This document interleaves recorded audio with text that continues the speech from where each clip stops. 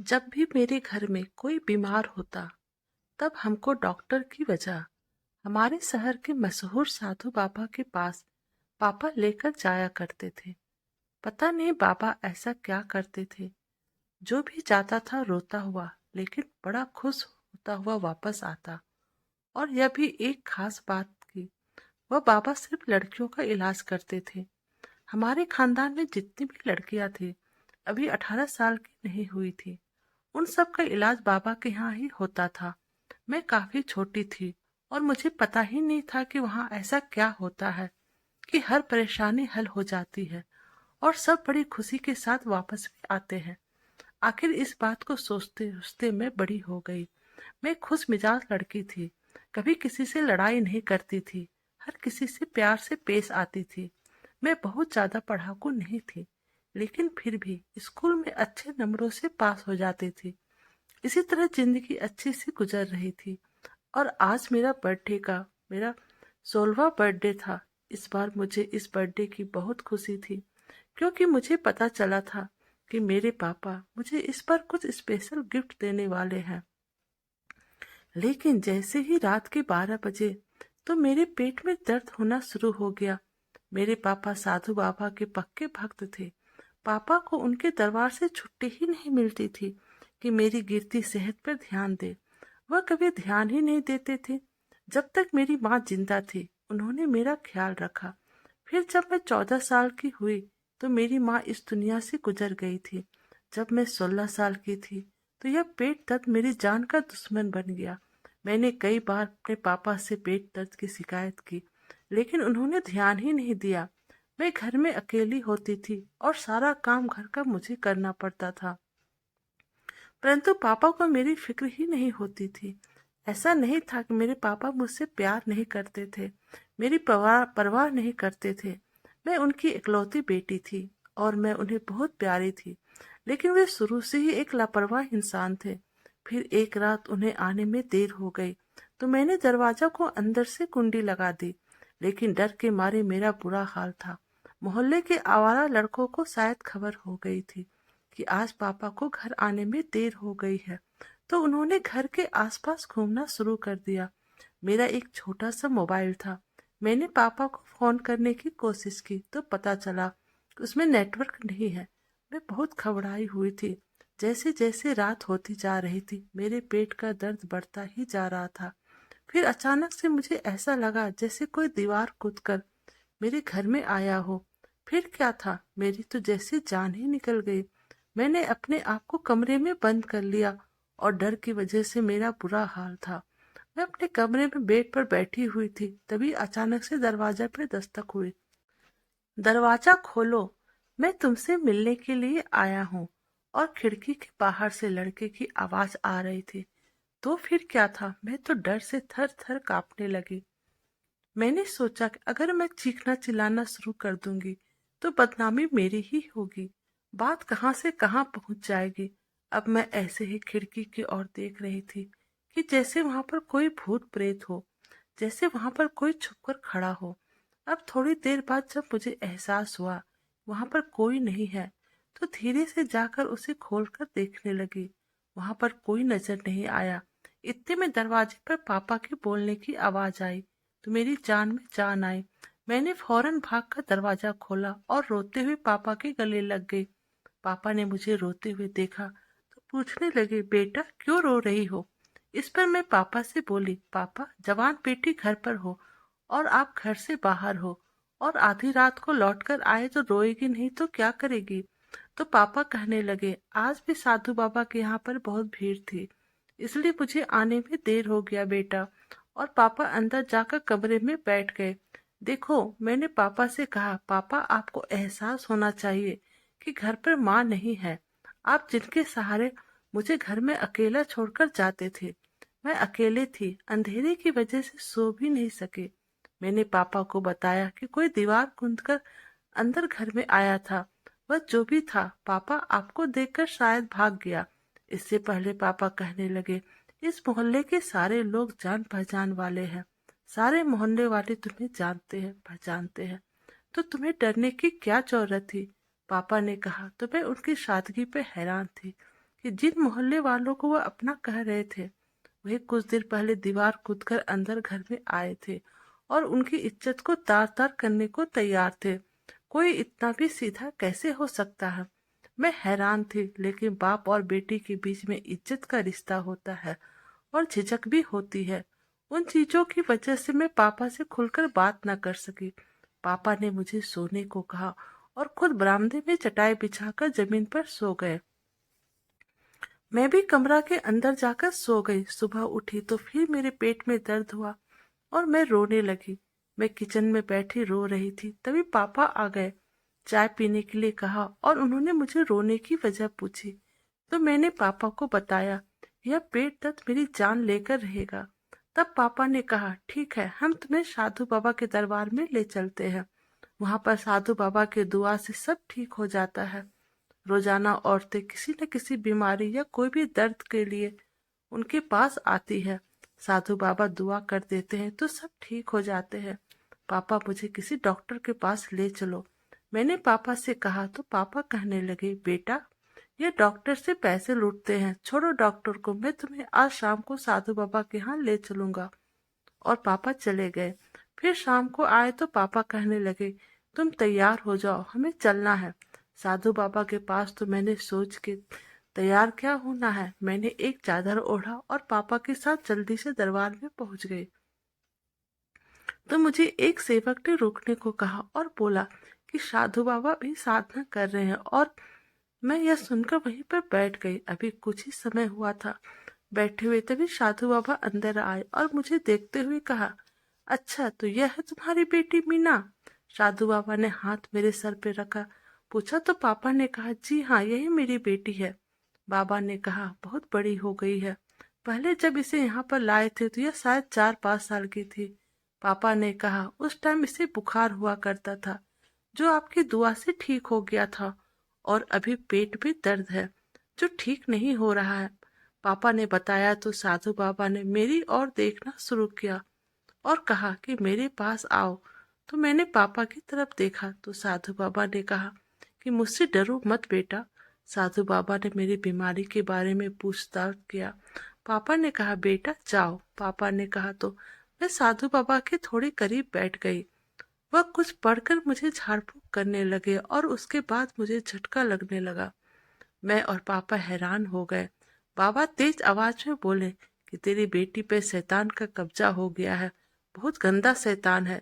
साधु बाबा ने कहा तो पापा परेशान हो गए। पापा परेशानी से बोले कि बाबा अब क्या होगा? तो साधु बाबा ने कहा, घबराने की कोई बात नहीं है, बस थोड़ा सा काम करना होगा।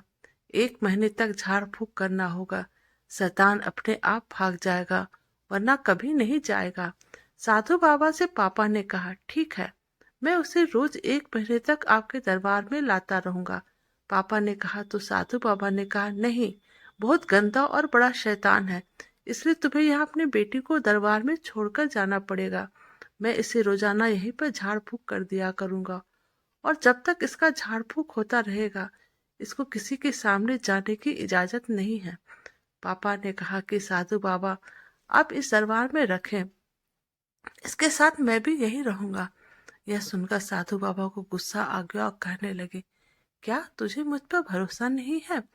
मैं तेरा साधु बाबा हूँ। पिछले 20 सालों से क्या तुम यह समझ रहे हो कि मैं तेरी बेटी के साथ कुछ गलत करूंगा?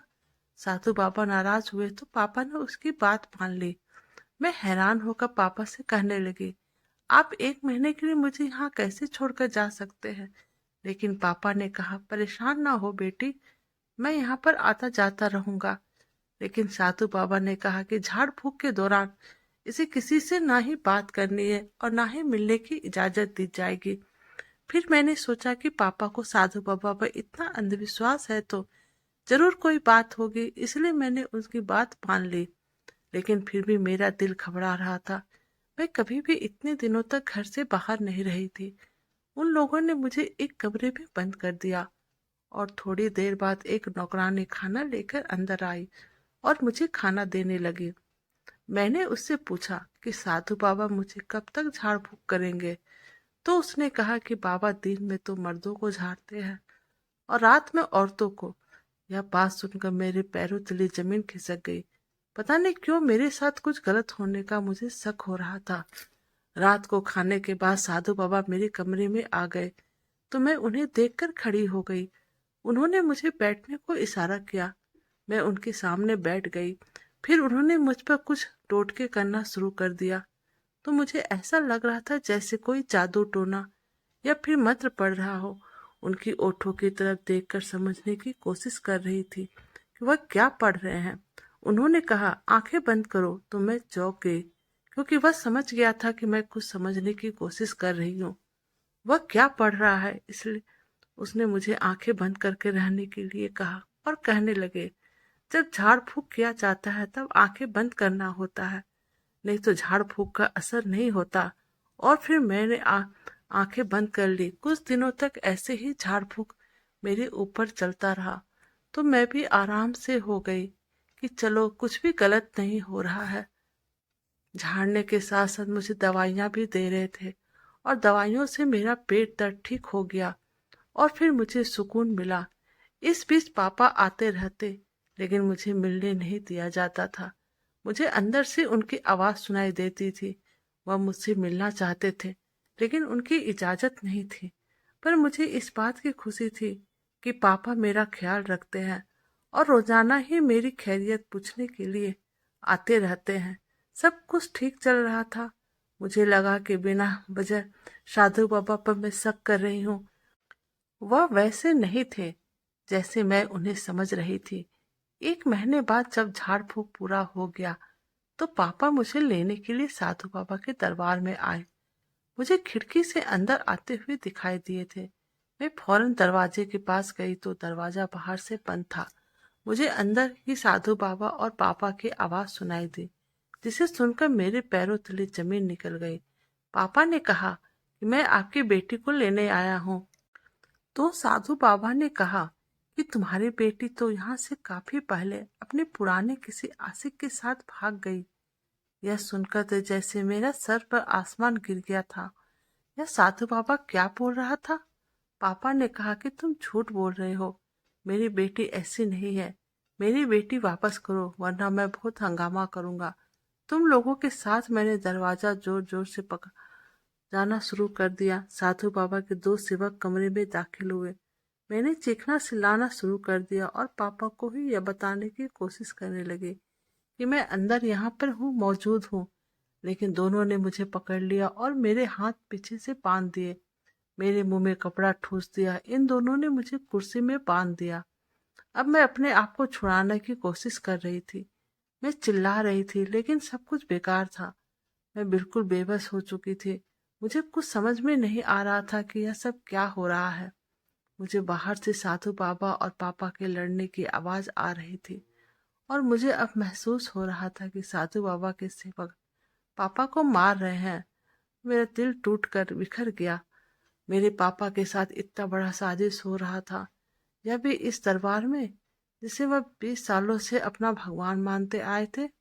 दोनों सेवक बाहर गए और जब वापस आया तो उनके हाथ में एक इंजेक्शन था। उनमें से एक ने मेरा हाथ पकड़ दूसरे ने मुझे इंजेक्शन लगाया और जैसे जैसे मुझे इंजेक्शन लगा थोड़ी देर में मैं बेहोश हो गई। और जब मुझे होश आया तो मेरे तो होश ही उड़ गए, क्योंकि वह बिल्कुल एक नई जगह थी और वहां पर 3-4 पहरेदार खड़े थे और मेरे जागने के पहले इन लोगों ने अपना ठिकाना बदल लिया था और मुझे दूसरी जगह ले आए थे।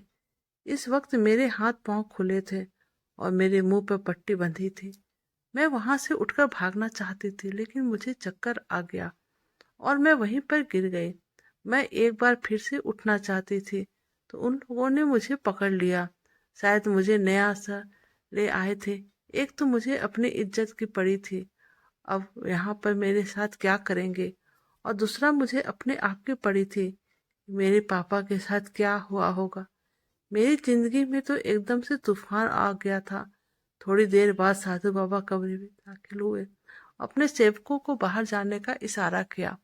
उसके सेवक बाहर चले गए तो वो मेरे करीब आया और उसको मेरे साथ जाति करने की कोशिश करने लगा, लेकिन मैंने पास में रखा फूलदान उठाकर उसके सर पर जोर से दे मारा। उसके सर से खून निकलने लगा। मेरा वार इतना तेज था कि बाबा वहीं पर गिर पड़े।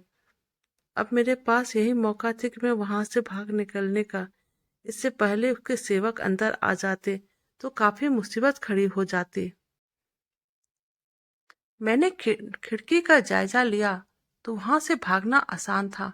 मैंने अपनी चादर ओढ़ ली और खिड़की से कूदकर भागने की कोशिश की। मैं अपने कोशिश में कामयाब हो गई थी। यह खिड़की शायद घर के पीछे आखिरी कोने में था, जहां से मुझे बाहर निकलने में आसानी हो गई, क्योंकि साधु बाबा के सेवक आगे पहरा दे रहे थे। शायद उसका ध्यान पीछे नहीं गया कि मैं पीछे से भाग सकती हूँ। किस्मत मेरा साथ दे रहा था। काफी देर बाद मैं दीवार के बाहर आकर सड़क पर भागने लगी। भागते भागते रात हो गई। रात को सड़क सुनसान थी और मुझे भागने में आसानी हो रही थी। लेकिन थोड़ी देर बाद मुझे चक्कर आने शुरू हो गए, क्योंकि इन लोगों ने मुझे नशे के इंजेक्शन दिए थे।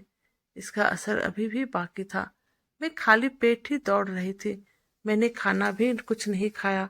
मुझे अब पता चला नहीं जा रहा था और मैं लड़खड़ा कर सड़क पर गिर कर बेहोश हो गई। मेरी आंखें खुली तो मैंने खुद को एक अस्पताल में पाया। मैंने उससे पूछा कि तुम मुझे यहाँ पर कौन लाया? तो उसने मुझे बताया कि डॉक्टर साहब की नाइट ड्यूटी थी और वह अपनी ड्यूटी करके घर वापस आ रहे थे। तुम्हें रास्ते में बेहोश देखा तो उठाकर यहाँ पर ले आए। उसने मुझसे कहा शुक्रिया अदा करने को। तुम्हें रात को डॉक्टर जैसा इंसान मिल गया, वरना रात को सड़कों पर शैतान ही घूमते हैं। मैंने कहा कि मैं डॉक्टर साहब से मिलना चाहती हूँ और उनका शुक्रिया अदा करना चाहती हूँ। उन्होंने मुझे बचाया कि मैं उनका शुक्रगुजार हूँ। नर्स ने बुलाया तो मैंने देखा वो 25 साल का एक खूबसूरत इंसान था। मैंने उनका शुक्रिया अदा किया और कहा मुझे मेरे पापा के पास छोड़ आओ। उन्होंने मुझसे कहा कि वह अभी तुम्हें आराम करने की जरूरत है। उन्होंने मुझे मेरे पापा के नंबर भी दिए ताकि वह पापा को बुला सके, लेकिन पापा का नंबर बंद जा रहा था। यह सुनकर मैं जोर जोर से रोने लगी।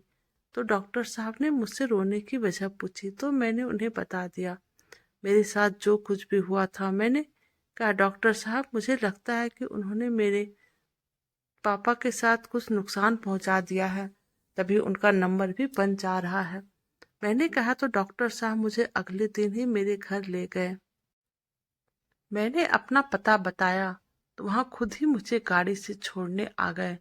डॉक्टर साहब यह सब देख के हैरान थे। वहां पर वह साधु बाबा दीन धर्म का इस्तेमाल करके लोगों को लूटने वाला काम कर रहे हैं, और यह डॉक्टर साहब जैसे इंसान को जो बिना कोई शर्त मुझे पापा के पास पहुंचा दो, वरना साधु बाबा ने तो मुझे मेरे बाप से अलग ही कर दिया था। मैं पूरे रास्ते यही दुआ कर रही थी कि मेरे पापा को कुछ ना हुआ हो। और जैसे मैं घर पहुंची तो मैंने देखा तो मेरे पापा चारपाई पर पड़े हुए थे और उनके हाथ पैर और सर में पट्टी बंधी हुई थी। यानी कि साधु बाबा के सेवकों ने मार मार कर उनकी हालत खराब कर दी थी। पापा मुझे देखकर जोर जोर से रोने लगे और बोले मेरे बच्चे, मुझे माफ कर दो। मैंने खुद को उस राक्षस के हवाले कर दिया था। मैं तेरी हिफाजत ना कर सका। इन लोगों ने मेरी इतनी बुरी हालत कर दी है कि मैं खुद से पानी भी नहीं पी रहा हूँ। मोहल्ला के कुछ लोग आ जाते तो मेरी खिदमत करने के लिए। मुझे जान की फिक्र नहीं है, मुझे सिर्फ तुम्हारी इज्जत की फिक्र थी। और इन 10 दिनों में मैंने खूब दुआ की है। पापा ने डॉक्टर की तरफ देखा तो मैंने कहा कि पापा, आपकी दुआओं है कि मैं यहाँ पर सही सलामत खड़ी हूँ। माँ जिंदा होती तो आज मेरे लिए यह दुआ करती। लेकिन पापा की दुआओं में कितना असर होता आज ये साबित हो गए। और मैंने एक एक करके सारी बातें सबको सुना दी। कैसे उन्होंने मुझे बेहोशी का इंजेक्शन दिया, मैं कैसे वहां से भागी, फिर मुझे डॉक्टर जैसे शरीफ इंसान मिल गए। मेरी सारी बातें सुनकर पापा ने डॉक्टर साहब का शुक्रिया अदा किया। उन्होंने जो भी मेरी मदद की। डॉक्टर साहब ने कहा हम पुलिस में कंप्लेन कर देते हैं और साधु बाबा और उसके सेवकदारों को जेल जाना चाहिए। आज तो आपकी बेटी की इज्जत बच गई। ऐसा ना हो कि कल किसी और की बेटी की इज्जत मिट्टी में मिल जाए। और फिर डॉक्टर साहब अपनी गाड़ी में बैठाकर हम दोनों को पुलिस स्टेशन ले गए। फिर पुलिस ने साधु बाबा और उनके सेवकों को गिरफ्तार कर लिया। इनका रिकॉर्ड चेक किया गया तो मालूम हुआ कि इन्होंने ना जाने कितनी लड़कियों के साथ गलत काम कर चुके हैं। वे लोग झाड़ फूक के चक्कर में ना जाने कितनी औरतों की जिंदगी बर्बाद कर चुके हैं और आज जेल में बंद है। कुछ दिनों बाद डॉक्टर साहब अपने छोटे भाई का रिश्ता मेरे लिए मेरे घर लेकर आए तो मैं हैरान रह गई। उनका भाई भी डॉक्टर की पढ़ाई कर रहा था और मुझे यकीन नहीं हो रहा था कि एक भविष्य के डॉक्टर के साथ मेरी शादी होने जा रही है। आज मैं अपने पति के साथ एक अच्छी जिंदगी गुजार रही हूँ और साधु बाबा और उनके सेवक जेल की हवा खा रहे हैं। दोस्तों, उम्मीद करती हूँ आपको हमारी कहानी पसंद आई होगी। प्लीज़ हमें कमेंट करके बताइएगा कि आपको हमारी कहानी कैसी लगी और प्लीज़ आप हमारे चैनल को लाइक और सब्सक्राइब कर दीजिएगा। Thank you.